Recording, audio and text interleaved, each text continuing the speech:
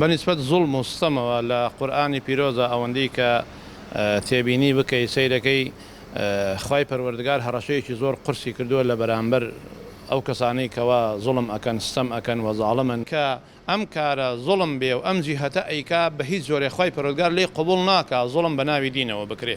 بەڵێ سەدام حوسێن ئاوای لە میلەتی کورد کرد و خۆ ئێستا بڕۆی لە سەدام حوسێن بپرسی ئەگەر بمایە لە دنیاە ئێستا بڕۆیت لێیت بپرسیایە ئەیوت کارەکەی من زوڵم نەبووە، کارەکەی من ستەم نەبووە، من عەدالەتم جێبەجێ کردووە کە ئەم میلەتە لە من هەڵگەڕاونەتەوە لە ناویانم بردووە. ئۆردوگان بە هەمان شێوە ئێستا بڕۆی ئەگەر لێی بپرسی ئەڵێ کارەکەی من زوڵم نییە، کارەکەی من ستەم نییە، من عەدالەت جێبەجێ ئەەکەم و ئەمانە لە دەوڵەتی تورکیا هەڵگەڕاونەتەوە. بەڵام لە حەقیقەتە کاتێک کە زوڵمێک ئەکرێ کە ستەمێک ئەکرێ بە هیچ جۆرێ ئیسلام ڕێگە نادا بە ناوی دینەوە ئەمە بکرێ. ئەگەر وە گوتمان دەوڵەتی ئیسلامی هەبێ و لە ژێر سایە و سێبەری دەوڵەتی ئیسلامیە ئیسلام ڕێگە نادا زوڵم بکرێ بە هیچ جۆرێ.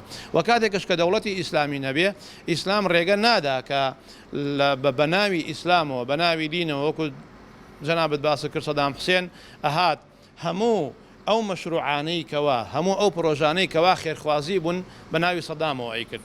خەستەخانەی دروستە کرد بە ناوی سەدامەوە، جامیعەی دروستە کرد بە ناوی سەدامەوە، جسری دروستە کرد خەڵک بەسەریا بپەڕێتەوە بە ناوی سەدامەوە، پرۆژە خێریەکان کە خزمەتی خەڵکی ئەکرد هەمووی بە ناوی سەدامەوە بوو. بەڵام پرۆژە شەڕیەکان کە خەڵکی ئەکوشت ساروخی دروستە کرد ساروخی حوسێن، ساروخ خەڵکە کوژێ خوێنە ڕێژێ بەس بە ناوی حوسێنەوە ئەیکرد. قادسیە شەڕی بە ئێران فرۆژ ناوی نا قادسیەی سەدام بە ناوی دینیەوە و یاخود پرۆسەی ئەنفالی بەسەر جینۆسایدی بەسەر گەلی کووردا تەطبیق کرد بە ناوی ئەنفال. پێغەمبەر عەلەیهی سەڵاتو وەسەلام ئەفەرمێت دارێکت بەدەستەوە بووتیان بەیانی قیامەتە بڕۆ بینێژە دارەکە فڕێمەدە. خۆ ئینسان ئەزانێت لە ماوەی یەک ڕۆژێکە دار نەڕەکدا ئەوکتێ نەگەشە ئەکات. بەڵام ئەمە زیاتر تاکیدکردنەوەیە لەسەر ئەوەی ئیسلام زۆر گرنگی بە ژینگە داوە. بۆیە ئەفەرمێ دارێکت بەدەستەوە بوتیان بەیانی قیامەتە بڕۆ دارەکە بنێژە. ئیسلام ئەوەنە تاکیدی لەسەر کردوێتەوە.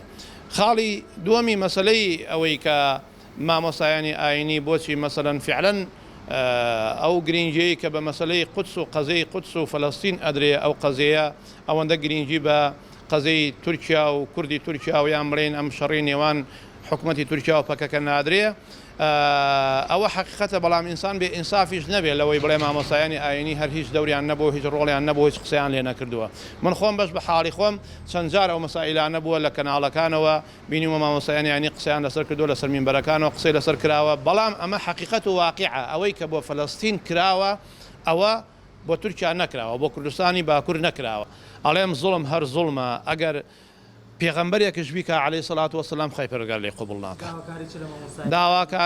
داواکاریم ئەوەیە لە مامۆسایانی ئاینی ئەوان بە وردی چاو بگێڕن کاتێک کە ئۆردوگان کارێک ئەکا سەیری ئەوە نەکەن ئەمە ئۆردوگانە یا چێیە. ئەگەر زوڵمە بڵێن زوڵمە، چاوپۆشی لەوە نەکەن بڵێن وەڵا ئەمە مسڵمانە و دیندارە و ئەیکا. وەک پێتم وت ئیبن تەیمیە ڕەحمەتی خوای لێ بێ فەرمێت دەوڵەتی ئیسلامی بێ زوڵم بکە خوای پەروەردگار لێی قبوڵ ناکات. بەنسبەت گەلی کوردەوە گەلی کورد بەڕاستی ببێ بە خاوەن مافی خۆی ناکرێت پەکەکە لە ئاشێک ئاش لێکە باراش لێکە، بەڵام کۆمەڵی دادگەری لە ئاشێکە باراش لێکە، یەکێتی و پارتی لە ئاشێکە.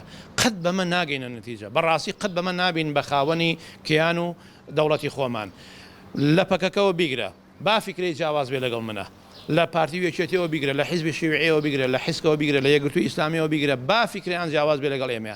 بەڵام خۆ هەمومان ئەتوانین یەک هەدەفێکمان هەیە کە دروستکردنی دەوڵەتێکی کوردیە بۆ ئەو هەدەفە کارکەین.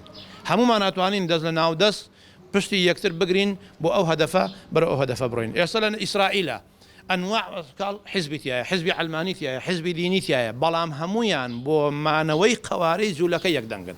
ئیسلام بە هیچ جۆرێ ڕێگەی نەداوە کە زوڵم و ستەم لە منداڵ و لە ئافرەت و لە پیر بکرێ لە کاتی جەنگەکانە. بە هیچ جۆرێ ڕێگەی نەداوە ئازاری منداڵ و پیر و ئافرەت بدرێ لە کاتی جەنگەکانە. تەنها ئەوەی لە بەرامبەر تا دێتە بەرامبەرت تۆ ئەکوژێ مافی خۆتە بیکوژیتەوە.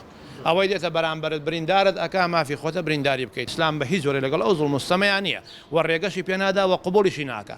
خوای پەروەردگار پێغەمبەرە فەرمی عەلەیهی سەڵاتو وەسەلام ومن یغلل یأتی بما غل یوم القیامة.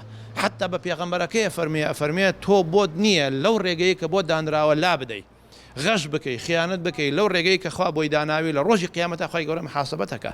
حتا لە ئاەتێکی ترا ئەفەرمێ لە ئەخەذنا بالوەتین، یعنی ئەفەرمێ ئەگەر بێت و لا بدەی لەو فەرمانانەی کە خی پەرۆگار بۆتی داناوە ئێمە وەکو بڵێ ملت ئاقرتێنین لێت ئەدەین لێت قوبڵ ناکەین لە بەرەوە خی پەرۆگار لە پێغەمبەرەکەی قوبڵ ناکا کاری نابەجێ بکە چ جای ئەوەی لە مرۆڤێک ئەگەر ئۆردوگان بێ ئەگەر من بم ئەگەر تۆ بێ ئەگەر دەوڵەتی ئیسلامی بێ ئەگەر هەر کەسێک بێ بە ناوی دینەوە و بە ناوی ئیسلامەتی و دینداریەوە زوڵم بکە خی پەرۆگار زوڵمی لێ قوبڵ